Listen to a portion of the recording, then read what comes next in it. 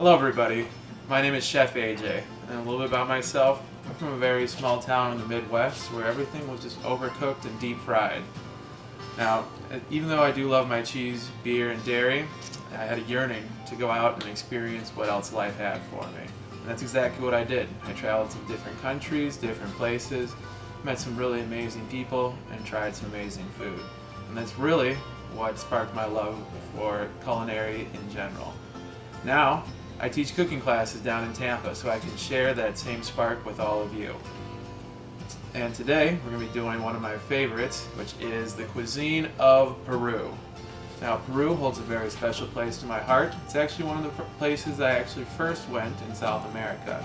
And there I tried some of my favorite foods I've ever had. And that is a ceviche, another dish called Lomo Saltado, and finally, a flan de maíz, which is a flan flavored with sweet corn. And that's exactly what we're going to be starting with here today, because that's going to be taking the longest. So here we go with our flan de maíz. We're going to get started with our dessert, which is a flan de maíz. Now, flan in and of itself isn't quite a traditional Peruvian dish. However, it was brought there when Spanish colonists came through. And we're going to give a little nod to the Peruvian culture by making this one flavored with sweet corn and sweet corn only. It's going to be delicious. What we're going to do first here is get started with our caramel. Now what I'm going to do is I'm going to take about 3/4 of a cup of sugar. And I like to do what is known as a wet caramel. This is going to make it a little bit easier for you at home. What that entails is just taking your sugar here like this, and we're going to add in a little bit of water as well. Just a little bit more than that. And then before we start to cook it, we're just going to kind of whisk this together and get that a little bit dissolved. Now, the reason why we do this is that it's going to make making your caramel a lot easier. When you do it without any water, a dry caramel, what can happen is the sugar will heat up at different rates than the other parts. So some of the pan can be getting more burnt while the other sugar hasn't even started caramelizing yet. When we mix it with water, like I'm doing right here, it's going to heat the entire body of water to the same temperature, so we can at least ensure that it will all be cooking at the same rate. And I like to do this in a bowl here because you'll see that we have a little bit of these crystals of sugar around the side. We do not want that at all once it goes into the pan. If it goes into the pan like that, you have a chance of it all crystallizing all over again, which is not good. So I'm just going to get this whisked together, and we'll move on over to our pan. We're going to add this into our pan at about a medium heat. Now, it's very important that you do not stir this as this happens. As you can see here on my whisk, I got a lot more of that granulated sugar on there, and if you reintroduce that into your caramel mixture, it's going to crystallize all over again. So I'm going to do one last whisk, and then I'm adding it into my pan.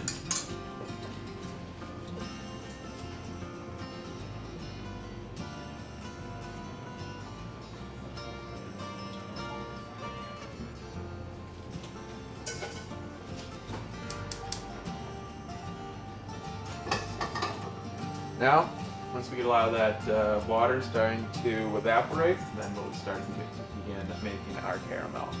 While that's going on, I'm going to prepare our custard. Now, custard is simply just a mixture of dairy and eggs. And normally, when we make a flan, you would use a little bit of vanilla extract or anything, but like I said, all we're going to be using today is some nice sweet corn. First things first, we're going to start off with just 5 eggs.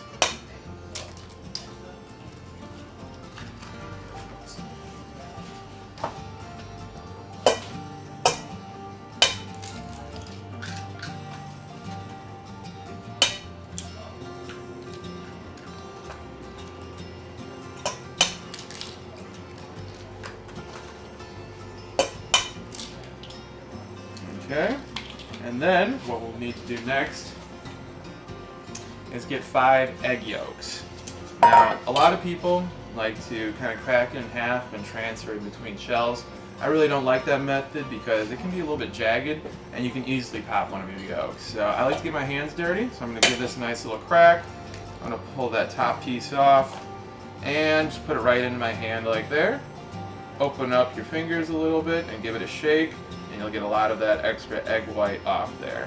Once you have just your yolk, give it a little squeeze. Almost there. And we'll drop that on it. Now we're going to do 5 yolks as well. As you can see here, we're starting to get a little bit of bubbling going with our sugar mixture. Now, like I said before, you really got to fight that urge to stir it around. We're just going to keep letting it sit. I'm going to do the next part of our custard. As you saw, I just cracked all those eggs. We're going to set those to the side right now, and we're going to be doing something known as scalding our heavy cream, which means we're going to take it to about 160 degrees.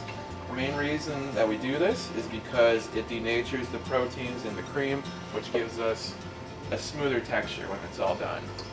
So I'm going to add in about a quart of heavy cream, a half cup of sugar,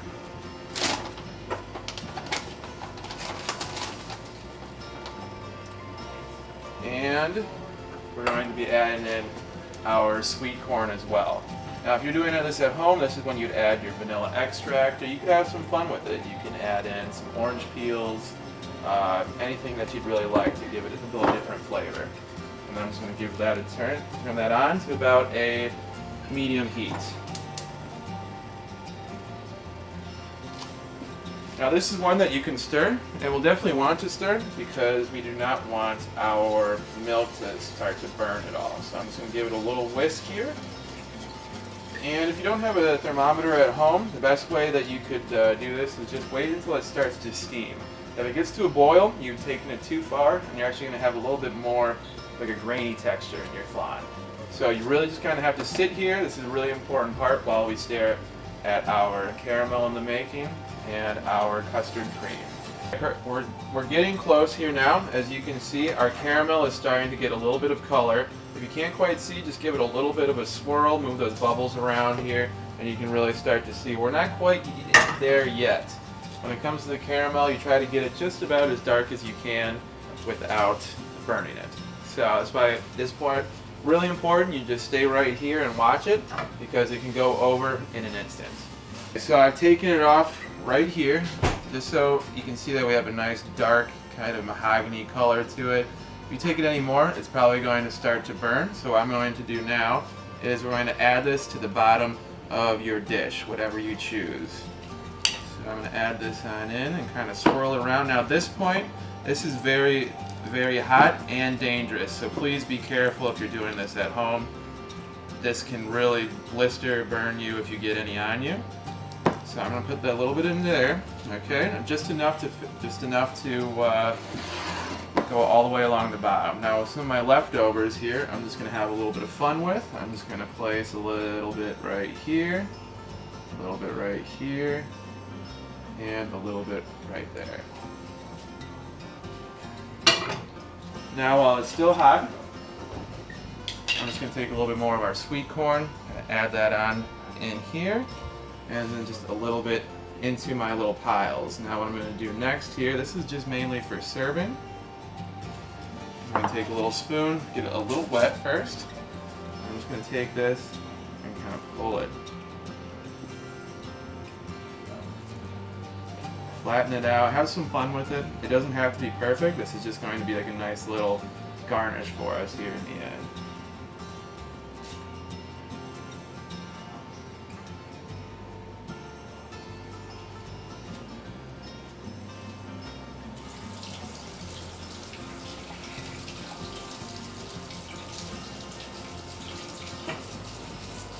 There's a lot of extra pieces I'll move out of the way. They're not going to stick.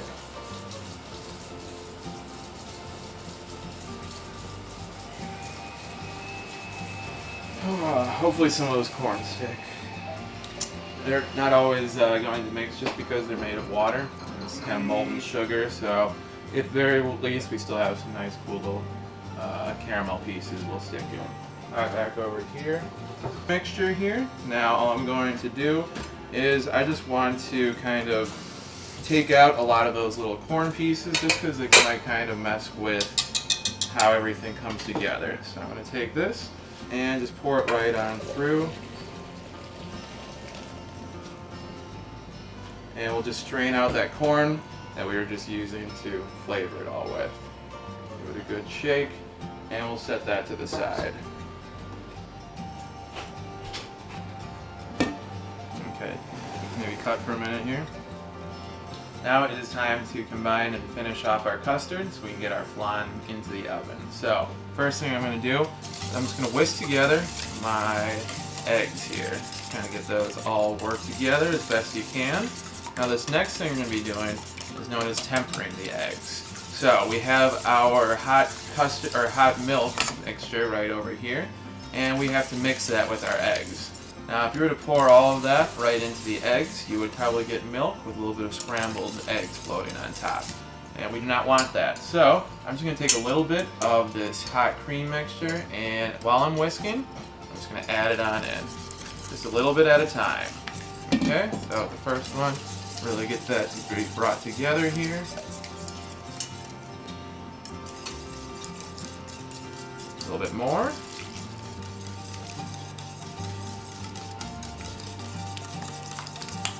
And keep it going. I can already smell the sweet corn. This is going to be absolutely delicious.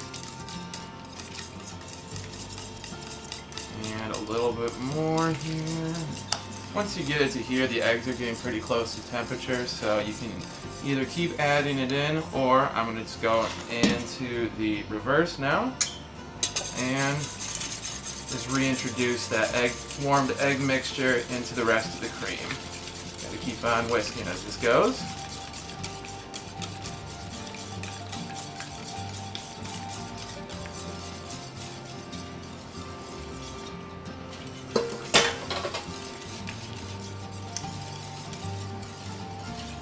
And we're just going to let this cool down a little bit more, and we'll be right back to add it right on top of our caramel. Okay, so we have our finished off custard. Now what we're going to be doing is pouring this into your bowl of choice. I have a nice little ceramic large ramekin. You could do a cake pan at home.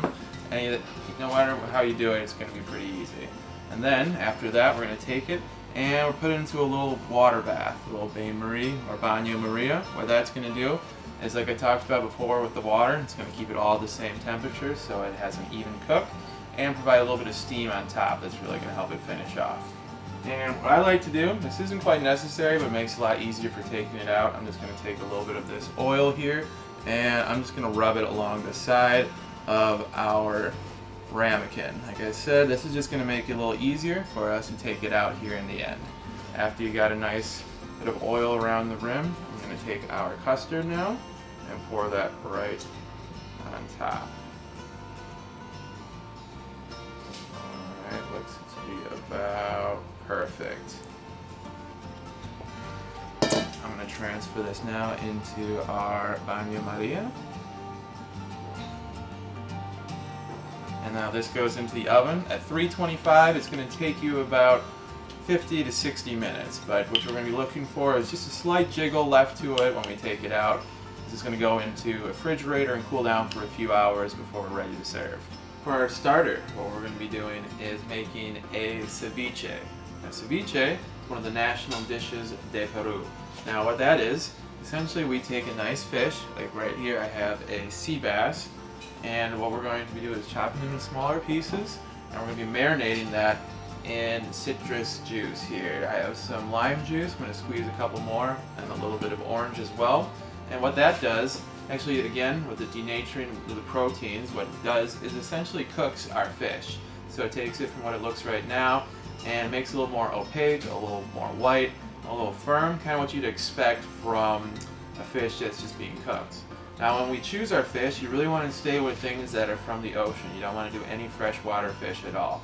Essentially just treat it like it would be sushi, okay? While we are kind of cooking the proteins of the fish, we are not really killing off any bacteria that you would when you put it over heat. So that's why you'd want to take something that you are fine with eating raw and use that for your ceviche. So first I'm going to get the rest of my citrus juice finish. I have a couple more limes I'm going to do. And then I'm also going to squeeze in a little bit of orange juice. Now that's just going to give it just a little bit more sweetness, so it's not quite just so tart. So I'm going to squeeze those on in, and then we will work on our fish.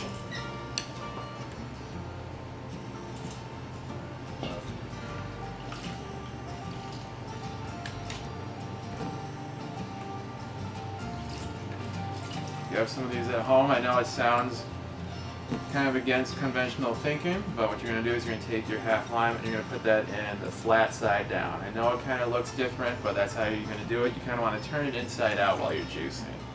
So if you're doing it at home and try it the other way and keeping lime juice in your eye, that's probably the problem. Okay, we got all of our limes. I put about 10 limes in there. What you're looking for in the end is about a cup or so, at least enough to kind of engulf all of your fish in there, just so it will all get nice and cooked. And now here comes my orange juice. Like I said, just enough to give it just a little bit of sweetness so it's not quite so tart. Perfect.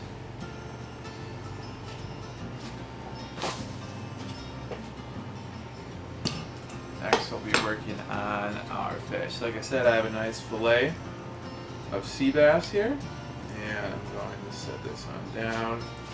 And first I'm just going to cut this down right along the middle here. And then from here we're going to do a little bit of a bias cut here. Now for this, it can be as big or as small as you'd like for your ceviche. Normally what I like to say is you want to have big enough so you can fit it on your fork, okay? You don't want to be fighting around for it in there. If it looks a little bit big for you, go ahead and cut it up just as small as you'd like. This is about the size I'm going for. I like that big.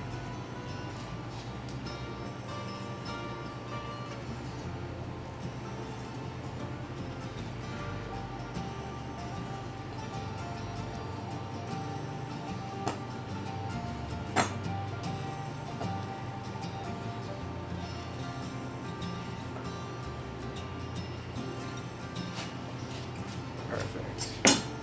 Just like that. I'm going to take this now and place it into our citrus acid here. And that's going to start to cook those. It'll kind of happen right away, as you'll see. Normally what you want to do is have that in there for about 30 minutes or so.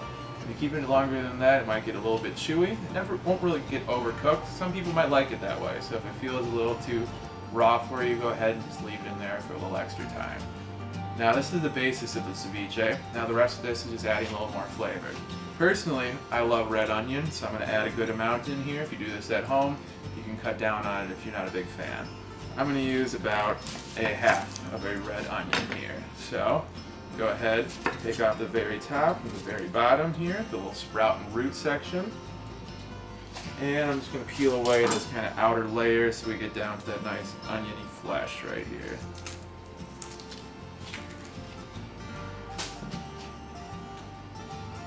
Okay, I'm going for some nice thin slices here.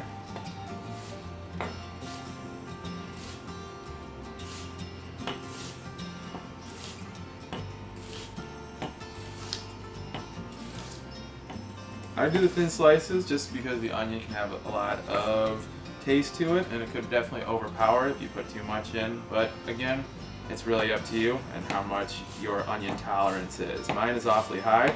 I really love onions, so I'm going to just do this whole half here, nice and thin. Perfect. And I'll take this and add it on in with our fish.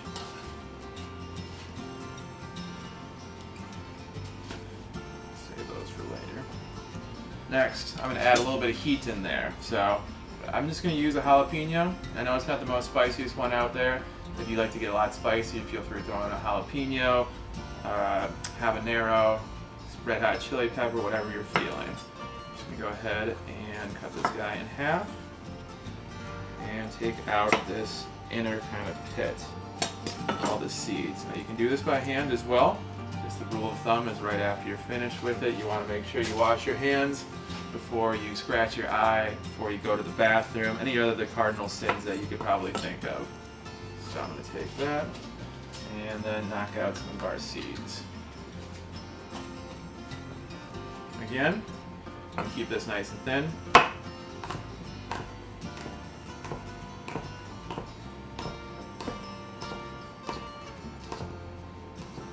Jalapenos aren't very spicy, so I'm just going to go ahead and use the whole thing.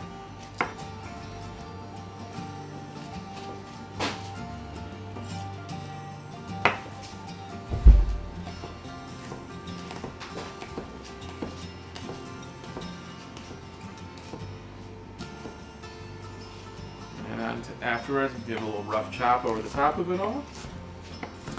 And we'll call that good. And that's going on into our ceviche as well.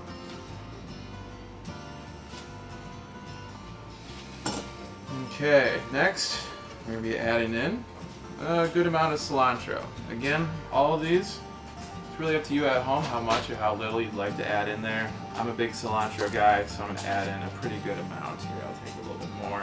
What we're going to do is just kind of chop off kind of where the stems begin to become a little bit leafy. The stems are completely fine. They actually hold a lot of flavor in there, so if you were pulsing them up into something, I'd definitely use them, or using it inside of a stock for a soup.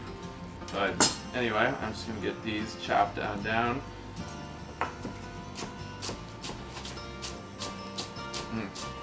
Love the smell.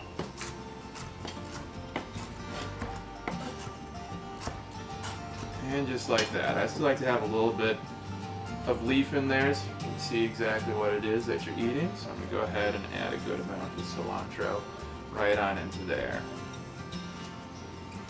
Now from here, all that's left is a generous helping of salt, or as much as you'd like to add.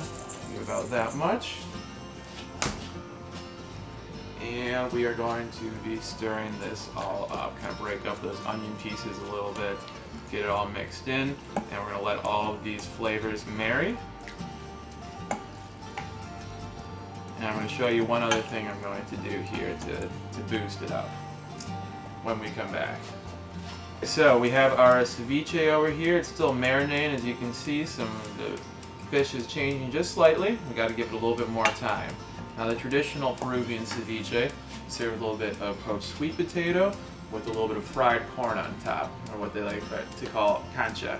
So I'm just going to prepare both of those here right now. Now, first thing I'm going to do is cut my potato into rounds, maybe about 1/2 inch thick.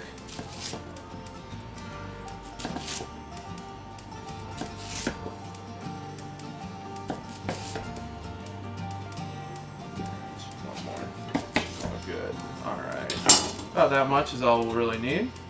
I got some boiling water behind me with a little bit of salt in. I'm just going to go ahead and set those on in for right now.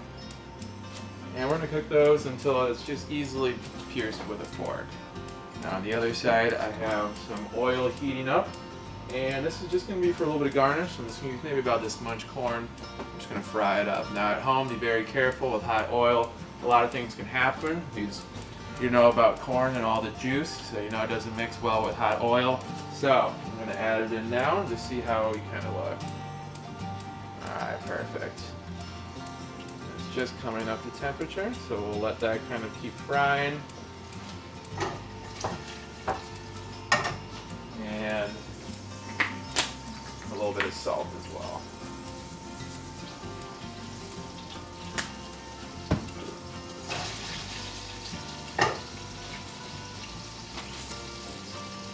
Okay, so when those get finished, we'll go ahead and do all the plating for ceviche. But until then, we'll be working on our Lomo Saltado. I'll tell you all about that next.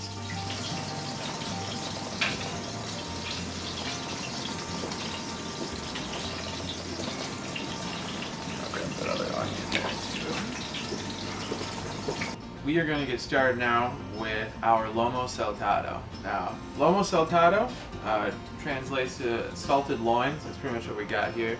Just a nice sirloin. Now, the cool thing about this is that this is actually a relatively new dish. It was made in the early 19th century when a lot of Chinese immigrants made their way over to Peru looking for work. They decided to bring a few things with them. One is our wok. So what they did was essentially make like a stir-fried steak with a little bit of onions, peppers, tomatoes, cilantro. Tossed it in a little soy sauce and vinegar and served over the top of rice. And it is absolutely amazing. It's one of their best comfort foods and one of my favorite things to make as well. So we're going to get started with that first. We're going to do our mise en place on our veggies. Now again, for this time I'm going to use about a whole red onion.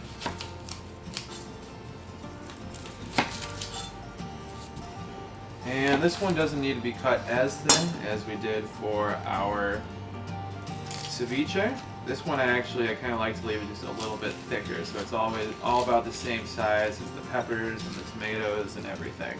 It will shrink a little bit as it cooks. That's why I like to leave these just a little bit bigger. Move these out of the way. And then for these guys here, a little bit left.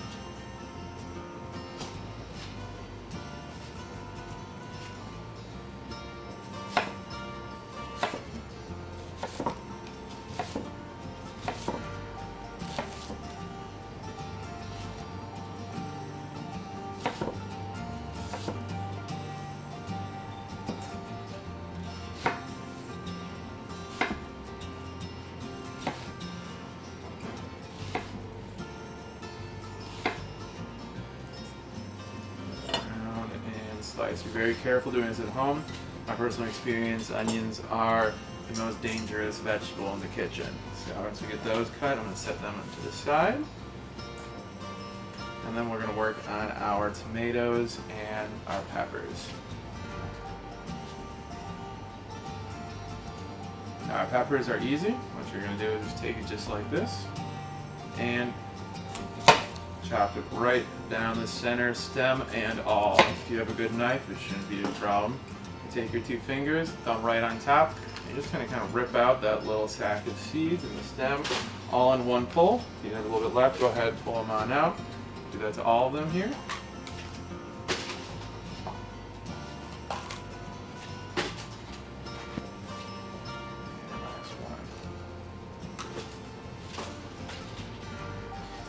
Now, kind of like what we did for our onions, just want these into some nice little thin strips. So I'm going to cut it on this side, just makes things go a little bit easier, and helps you kind of map out exactly what size you'd like each one to be.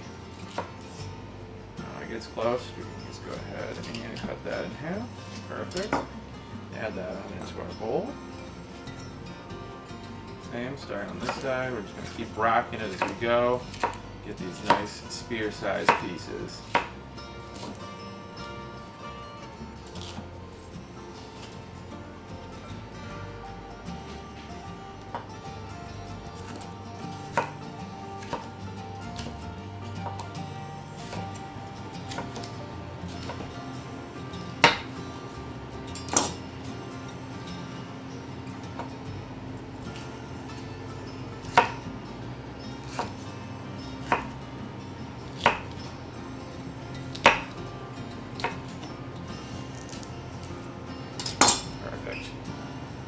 So, pieces about this thick, what we're looking for, and we're going to do our tomatoes as well. About the same.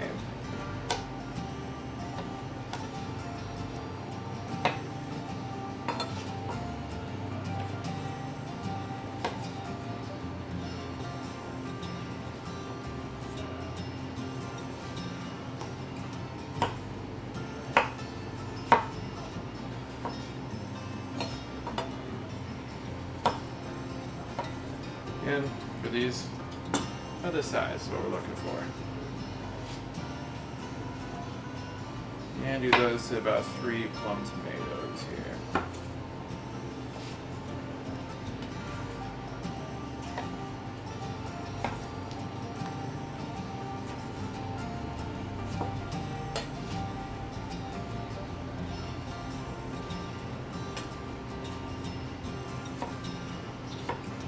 And one piece has the little top of the stem on there. Just feel free to cut that one right off, just like that.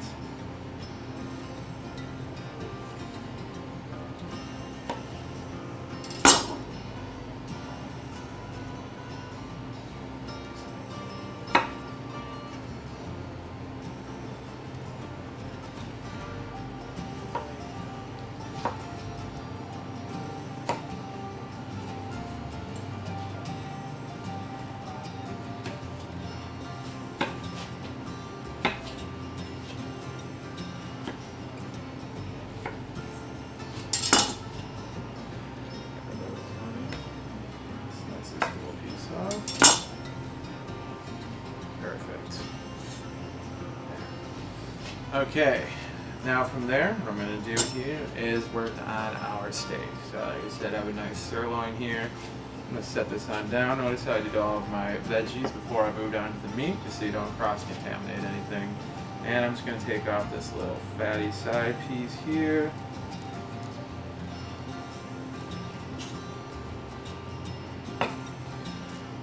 And any other little piece that you see that needs to be trimmed away, just go ahead and do that beforehand. Okay, perfect.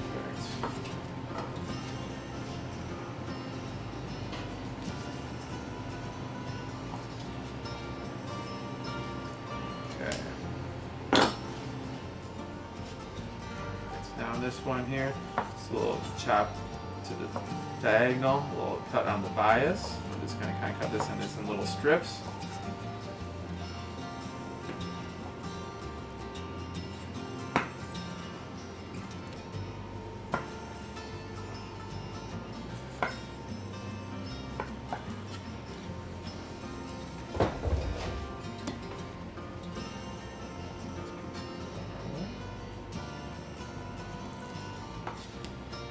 Again, same for this one.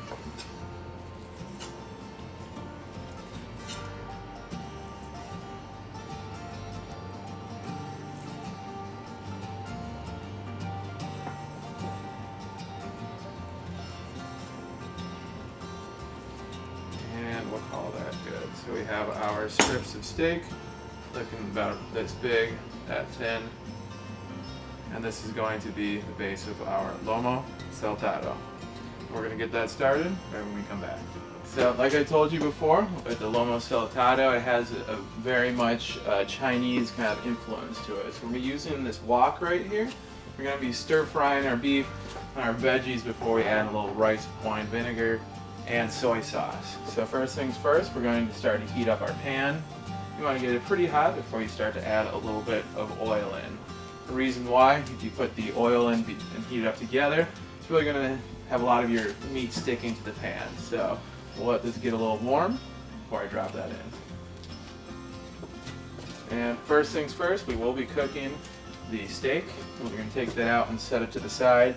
The main reason is a lot of that flavor of the steak is still going to be inside the pan when we start to stir fry the rest of it and make our sauce. So it looks like we got it on for a minute here now. I'm going to add in some oil. And what you want to do is just kind of get it all nice and coat it around your wok. Set it back down, let that get up to temperature for about another 30 seconds, and we'll put our beef in.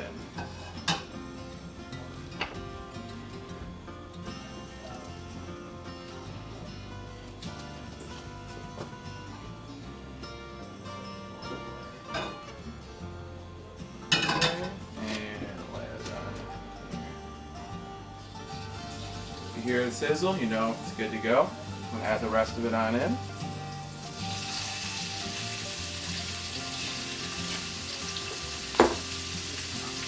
And we're just going to kind of spread this out a little bit.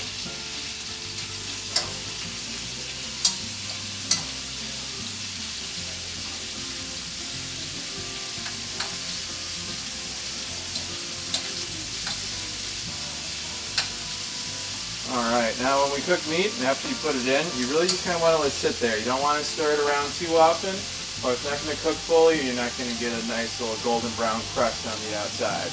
So I'm going to let this sit here for about a minute or two before I stir it around.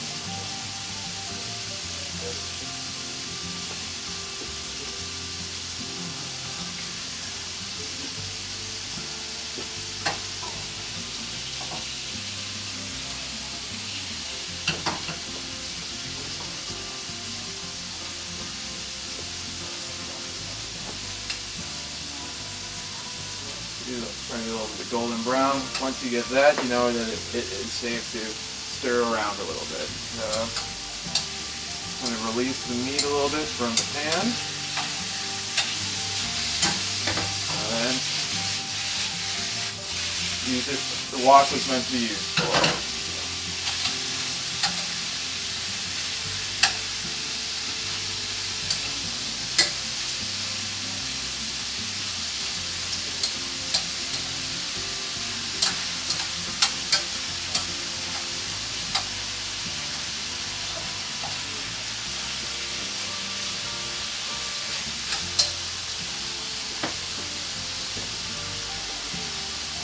You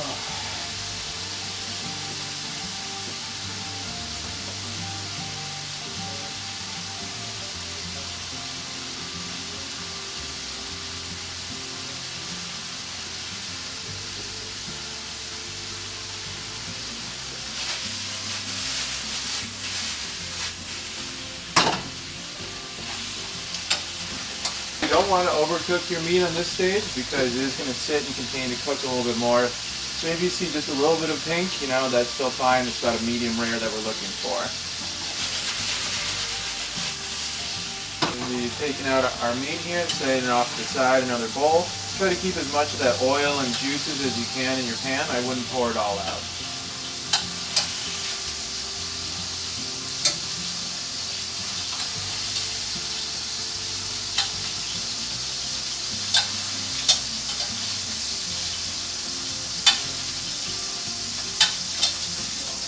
Okay, and next, our onions are going to go in. Out of all of your veggies, the onions are going to take the longest to cook. That's why I'm starting with them here first. I'm going to throw them right on into those juices. And I'm going to add just a little extra oil in here.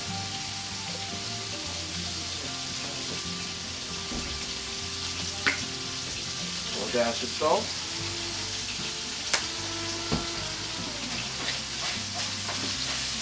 And we're going to cook these until they start to sweat and become a little translucent.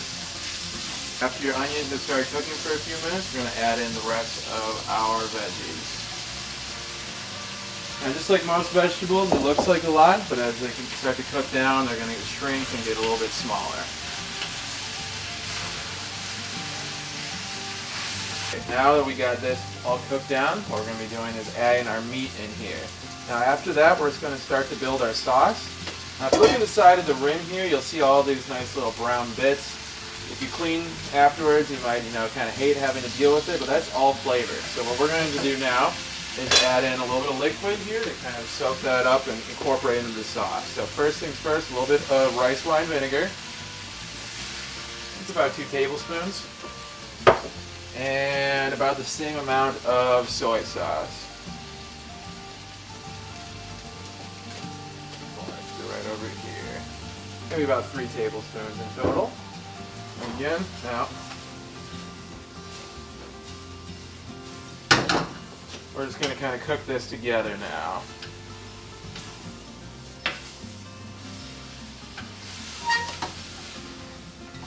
Oop. Pepper down.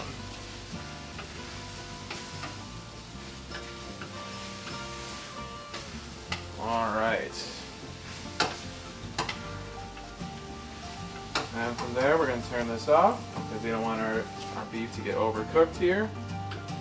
And then next is all about plating, which I'll show you here next. It's time to take our flan out of the oven. Now what you're looking for out of your flan is a little bit of browning on top, and it still should have a little bit of a jiggle to it. You don't want it too watery, but as it cools down it's going to firm up, so you still want a little bit of that jiggle.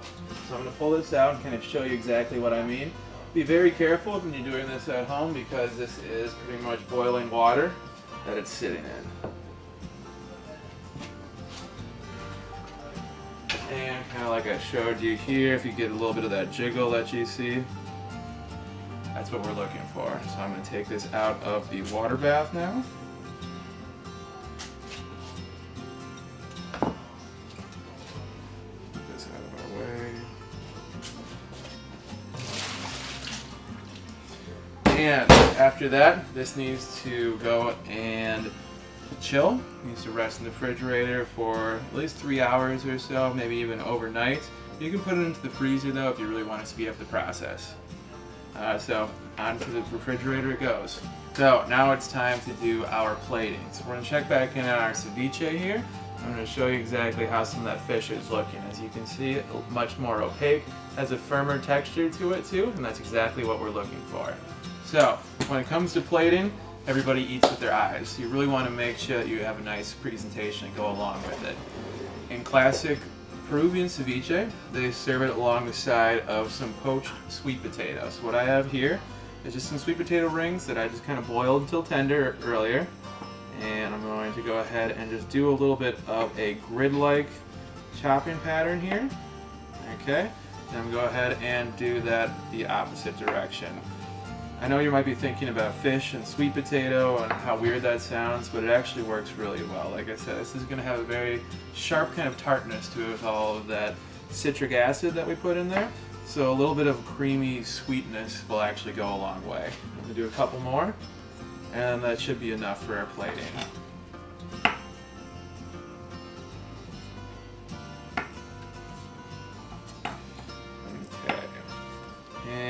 Perfect. So what I have here, I got a nice round, pretty flat dish. Has a little bit of lip to it because there is a good amount of juice that goes into here. If you want, you can serve something more like a bowl, if you really like to drink the juice and whatnot. I'm just going to focus more on the presentation, so it's just going to have a little light kind of layer on bottom. So what I'm going to do first here is take my sweet potato cubes, and we're just going to decorate kind of the outside rim of this here. Now, when you come to plating, have a little fun with it. There isn't a perfect way to plate this at all. Really what you want to do is focus on kind of the stark contrasts of color while keeping into consideration the taste of everything. So, I have my sweet potato rim on the outside. Now what I'm going to do here is I'm going with a slotted spoon. I'm just going to take and get a nice helping of all of our fish and onions and peppers and everything. We're going to put that right into the middle here.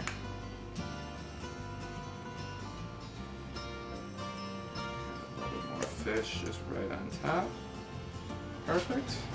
And then on top I'm going to give it a little helping of our juice here.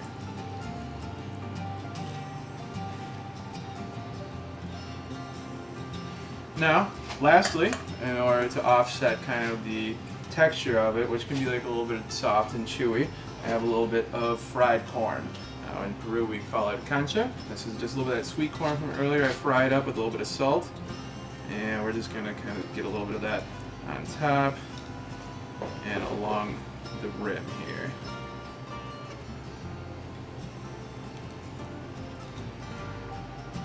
Beautiful. Now that right there is an authentic Peruvian ceviche, just waiting to be enjoyed. Now we're going to work on the plating for our Lomo Saltado. Now, if you look at closely here, I'll bring it over for the camera to see, there's still a lot of delicious juices there at the bottom. So what you really want to have for your base is something that can absorb that really nicely. Two things that work really well. Rice. Great job soaking it all in. You can also use French fries. Some papas fritas is another way that you can help soak all that beautiful juices in. So what I'm going to do first here is get some of my rice down on the plate. Okay, now we're just going to make a little bed of it here. And I'm going to press that down right in the middle so we make a little room for our Lomo Saltado.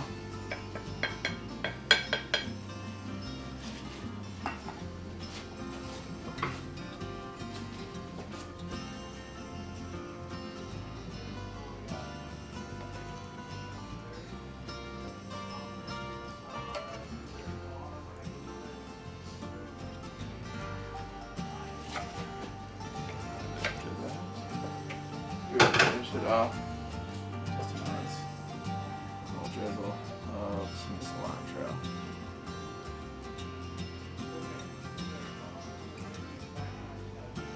And there you have it.